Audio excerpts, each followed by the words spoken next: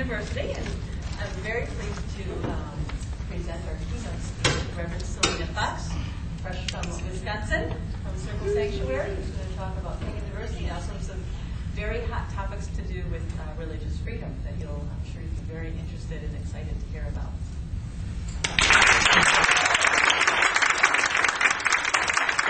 With our legacy as a people, not just now, but thinking of ourselves as continuity from the past.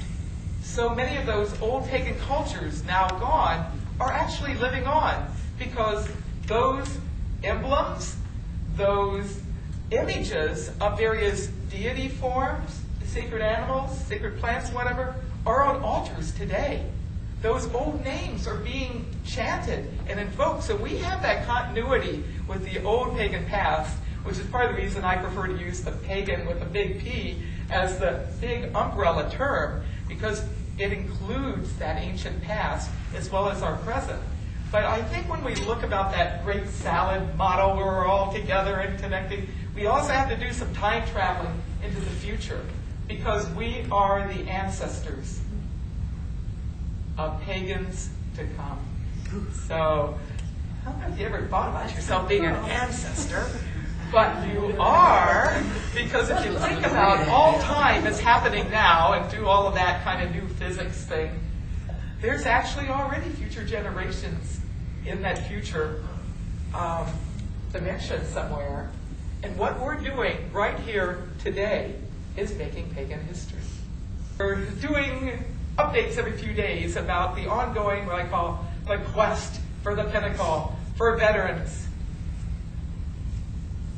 That can be added to the National Cemetery Administration's list of emblems of belief that can be included on government-issued headstones, markers, and plaques for deceased veterans. Big mouthful, but essentially there are 38 religious symbols that the VA has that can be on the plaques and markers and headstones for veterans after they die. And every veteran, everybody that's ever served in the U.S. Armed Forces, when they die, they can get one of these things at taxpayer expense, right? Pentacle, not on the list yet.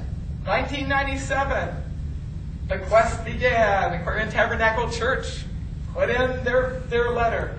Over the years, over 9 years, 9 different groups. Correllian nativist tradition got theirs in last year. Circle Sanctuary joined the fray last year. We put our request in. Then they changed the rules on us in October. Well, they said, okay, now you need to have a dead pagan, essentially, before you can get a pagan emblem put on the list. Okay, well, we know. They changed the rules beginning of October, informed us beginning of November.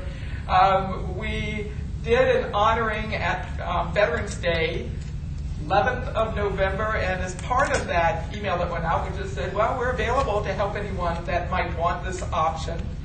And then on the 17th of November, somebody connected with us for a very long time. If you get one of those sample issues of the magazine, you'll figure out who it is. Basically died, and his widow the following month decided to order a marker. She knew in ordering the marker there'd be a test case. So at the beginning of January 6th, Epiphany, you know, the time where I see kind of the pagan Christian interface came together. Well, we completed the application, sent it to the VA, and then ATC added more stuff to their application, and then we had other groups joining us, and yes, there's a whole variety of people in this quest. So now the VA is having the opportunity to do the right thing.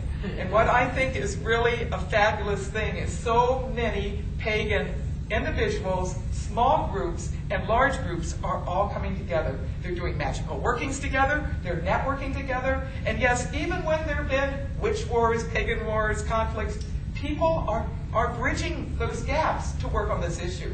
Because I think that awareness of we as a people truly need our equal rights is front and center.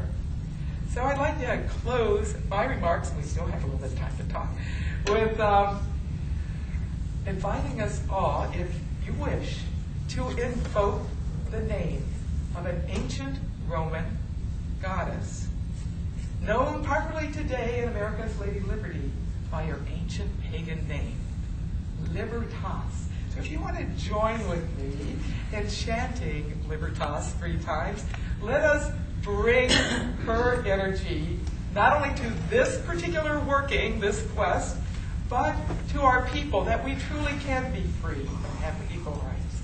Are we ready? Libertas! Libertas! Libertas! Be with us and give us that pentacle right now.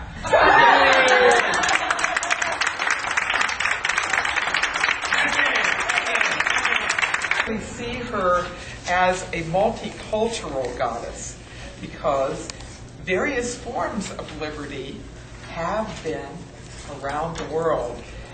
If you turn back the time, 1989, 1990, with the uprising in communist China and the students that went into the streets, and what did they do? What icon for democracy did they raise? Libertas. They called her the goddess of democracy. She's truly gone multicultural now. She's over in China, and she's actually everywhere. So the Lady Liberty League actually got its start in 1985 when I and other people connected with Circle Sanctuary did our first very visible national pagan religious freedom work. And we're working on a cemetery. And we've had our cemetery project for about 10 years. We have remains from a number of pagans from different parts of the country and different traditions that have had an association with Circle. Usually the larger Circle network, although there are some people from within our community, our events community, that also have their remains there. And in order to have the option of doing green burials, i.e. in shrouds and without a lot of chemicals and that type of thing, we are going through the next step of cemetery creation and also be able to put all sorts of markers and other things up. And so we've had a surveyor out every month for the last several months. We're going through a local zoning plan commission process, and we're going to go to the town board, then we're going to the county board. And yeah, it's a long, involved process, but we're really working to have the first national pagan cemetery in America.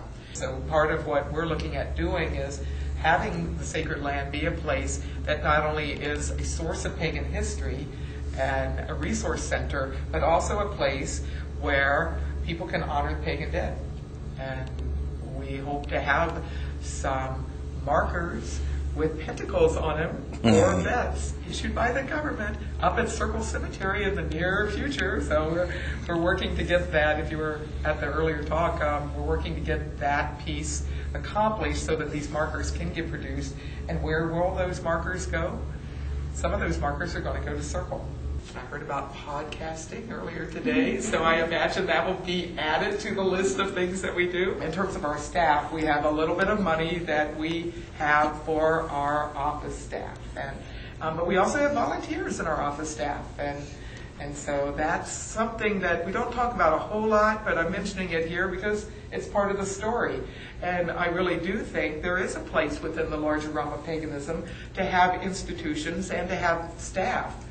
We spend a lot of money on trying to work for the greater good for all of paganism, and a lot of people don't see that, and we aren't one to really go toot our horn a lot about it, but I figured, well, it's the end of the day, I tell you, the true tales from what it's like to run a pagan church within a pagan culture that hasn't yet embraced tithing. I'm not trying to put other pagans, down and whatever, but there are some issues around the whole money thing, and I think some people have had some close encounters of a bad kind regarding the religion of origin, and have really seen the whole money religion thing as really problematic, and I don't want anything structural. I don't want people telling me what to do, and there's such a bad reaction to it that kind of moves it all into the other space. Well, we shouldn't have to pay for anything, and I can't barter a tarot reading for our postage, with the local postmaster, we have some very real expenses. So are you like an actual church or a not-for-profit? Yeah, 501c3. We were actually one of the first Wiccan churches with a pagan, worldwide pagan ministry to get federal tax exempt status. And we were founded in 1974, and then we got the IRS status in 1980.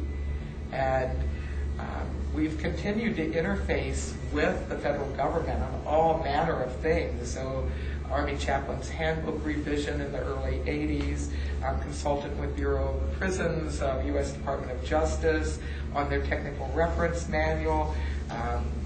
We got a nonprofit postage permit from the U.S. Postal Service that churches get. And so we're fully legally recognized as a church, and one of the first of the pagan groups to actually have it on all the branches of government. So we not only have it at federal level, and we're incorporated that way in the state, but at the local level we actually have church zoning.